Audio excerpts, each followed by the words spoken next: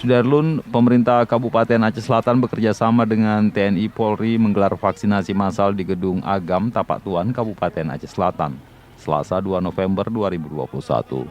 Gelaran vaksinasi massal itu diperuntukkan bagi masyarakat umum, pelayan publik serta siswa-siswi berumur 12 tahun ke atas.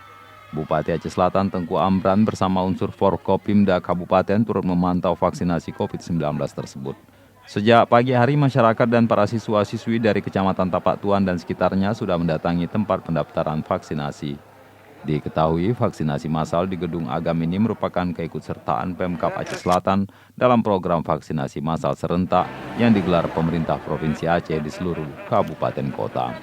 Secara terpusat, vaksinasi massal dilaksanakan di Convention Hall Kota Banda Aceh yang pada pelaksanaannya langsung dipantau oleh Panglima TNI, Marskal TNI Hadi Cahyanto dan Kapolri Jenderal Polisi Listio Sigit Prabowo. Dari Aceh Selatan, Taufik Zaz, Serambion TV.